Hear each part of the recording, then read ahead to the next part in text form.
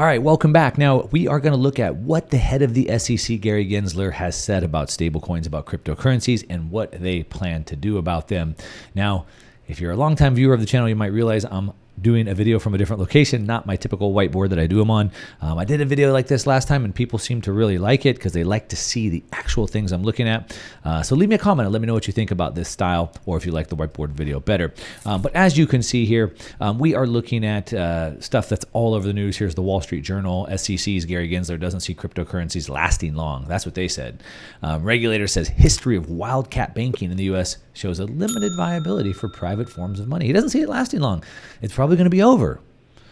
He said that likened thousands of cryptocurrencies in existence to so-called wildcat banking area that took hold in the U.S. from 1837 to 1863. Now, if you're a fan of this channel, you know that I am a history buff. I like to pull in history. So let's go and look at what he said about that. But anyway, here's Wall Street Journal. You can read about them. He said we've got a lot of casinos here in the Wild Wild West, and poker chips are stable coins. Okay, this is MSN. They said the same thing. People are going to get hurt. He says this is their quote. We can see here, Cointelegraph, SEC compares them to poker chips, right?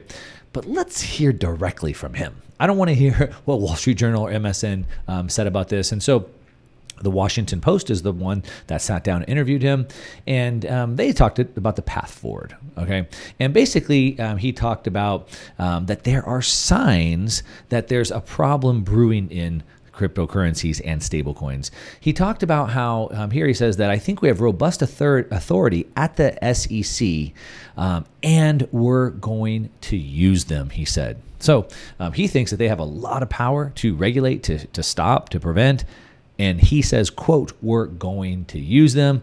That's in his own words. He went on to say that I think it'd be better if the platforms that are trading securities have lending products. So basically cryptocurrency exchanges, platforms doing DeFi, lending products, etc. He says, I think it would be better, quote, if they come in and we sort through, figure out how best to deal with them within the perimeters. That's what he said. So he's saying that you're not free to do what you want. No, you need to come in and ask for permission. Now that has never been done before. Typically, if the Wright brothers had to go ask permission if they could have built an airplane and flown it, they would have surely been told no. Innovation happens without permission because they're typically innovating something that's never been done before. And so there is no groundwork for that. And so there is no permission. But he's saying, hold the presses. You should come in and ask for permission first. And he says that we're going to be the cop on the beat, bringing those enforcement actions as well. And of course, he says that Congress would help. We should also get Congress involved because, of course, they know so much about innovation and they move so fast that, of course, innovation would fly right through, right?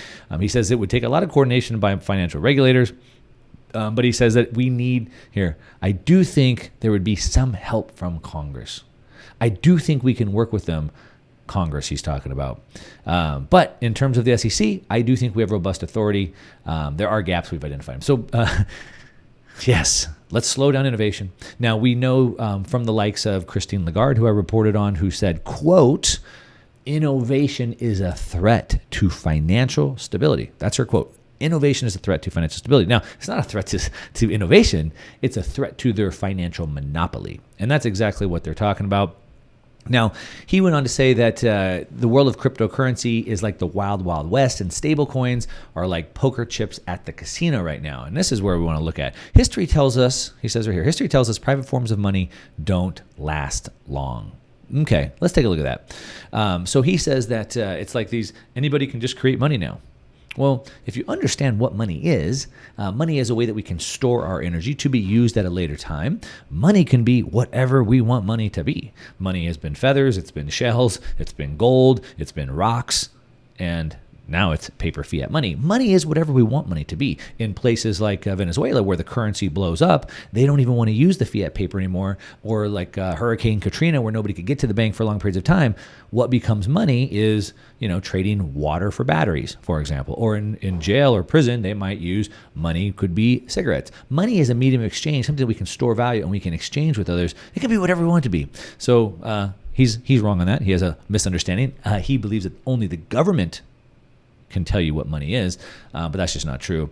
And he says that I think there's a lot of warning signs and flashing lights that might have a spill on aisle 3, and I'd rather get ahead of it. So what he's saying in the interview, if you listen to him, he said, I think everything's okay right now, but what I don't want is I don't want to wait until we hear something come over the loudspeaker that says there's a spill in aisle 3, meaning like there's a problem. And then the government has to go in and clean that problem up.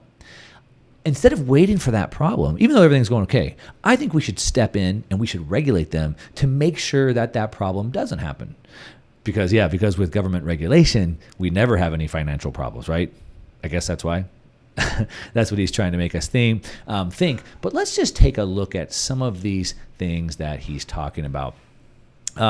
He also says that cryptocurrencies are an asset class that's highly speculative. I think most people know that.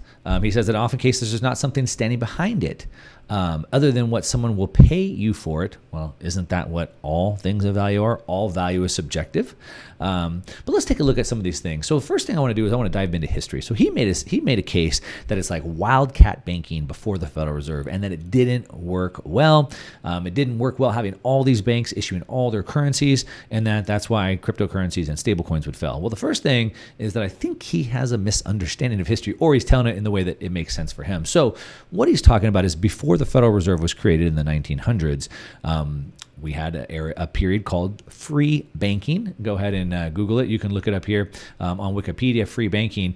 And so it was basically where banks were free to issue their own paper currencies, banknotes, but also subject to no special regulations beyond those applicable to most enterprises. In a free banking system, market forces control the supply of banknotes and deposits.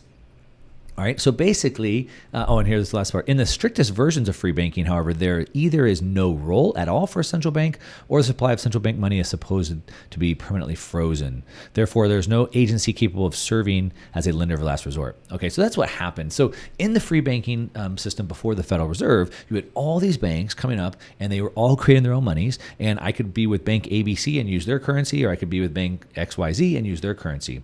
And under that period of free banking, a lot of banks went out of business. All right.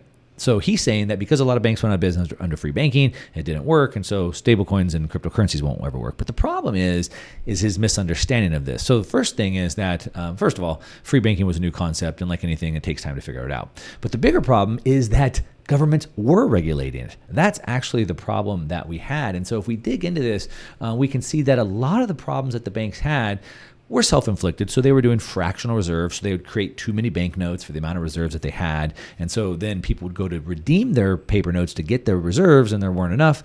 This run on the bank would happen. The bank would collapse. That happened all the time.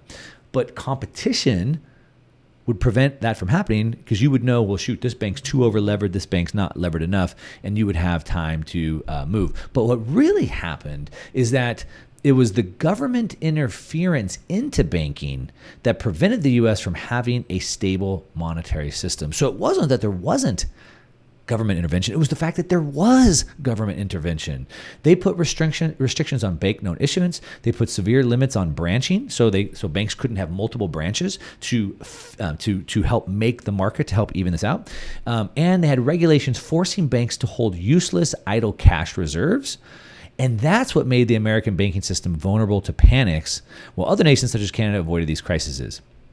And so what happened is it was not because they lacked government restrictions, it was because they had government restrictions. And so what happened is, because they weren't allowed to set up a viable business, to have branches, to spread out costs, but more importantly, they were forced to hold government securities on their books in place of the cash. But the problem is that those were illiquid. And so when a bunch of customers came to redeem their money, they didn't have it because they were holding illiquid government assets that they were required to have.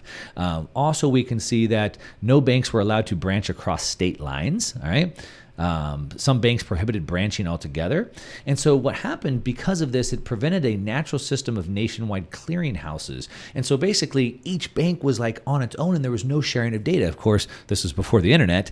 Today we have technology that would make this much better. And of course, cryptocurrencies and stablecoins are global. It doesn't matter matter where you're at in the world. But because of these restrictions, they couldn't even create these clearinghouses where people could share information. And so what happens is some bank over here ended up with all these banknotes, and then over here ended up with these banknotes, and there was no way to transfer them back and forth. And so a bank might have to greatly reduce the cost of that banknote in order to move them. And so my point is it wasn't a problem of free banking. It wasn't a problem of free markets. It was a problem that the government restrictions that were put in was the problem. You can go on to read more. I'm not going to get into that. But that is what happened. It's government restriction that typically prevents innovation in the first place, as Christine Lagarde from the IMF says, that innovation will be a threat to our financial stability. But it's really not only slowing down the innovation, but it actually usually hurts us.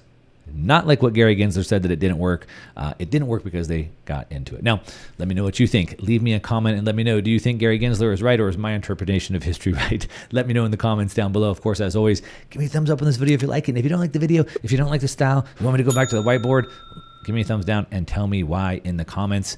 And other than that, come to my event. I'm having a live event in Miami in November. Survive and navigate the Great Reset. Come here, all my friends, tell you what they think is going to happen, but most importantly, what to do, how to navigate it. There's a link down below.